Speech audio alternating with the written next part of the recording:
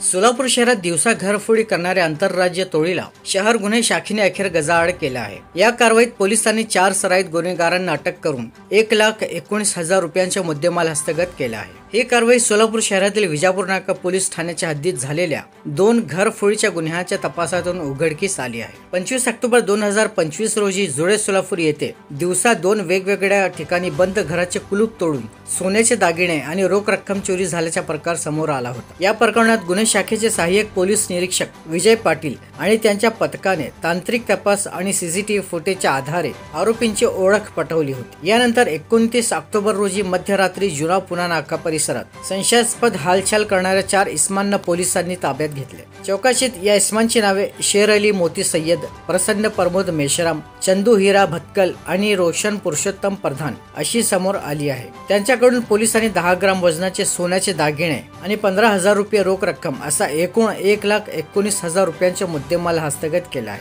तपासात उघड झाले की हे सर्व आरोपी सराईत गुन्हेगार असून यवतमाळ, चंद्रपूर आणि वर्धा जिल्ह्यामध्ये खून, चोरी, घरफोडी आणि दरोड्याचे गुन्हे दाखल आहे। यातील शेर अली मोती सय्यद याच्यावर यवतमाळ शहर पोलीस ठाण्यात खून आणि मोक्का कायद्याअंतर्गत गुन्हा नोंद आहे। या यशस्वी कारवाईसाठी पोलीस आयुक्त एम राजकुमार, उपायुक्त डॉक्टर अश्विनी पाटील, सहाय्यक पोलीस आयुक्त राजन माने आणि वरिष्ठ पोलीस निरीक्षक अरविंद माने यांच्या मार्गदर्शनाखाली ही मोहीम पार पडली आहे। कारवाईत गुन्हे शाखेचे सहाय्यक पोलीस निरीक्षक विजय पाटील तसेच अंमलदार जावेद इनामदार, महेश शिंदे, अनिल जाधव, धीरज सातपुते, आबाजी सावळे, विठ्ठल यलमार, राजू मुदगल, प्रकाश गायकवाड आणि मच्छिंद्र राठोड यांनी सहभाग घेतला होता।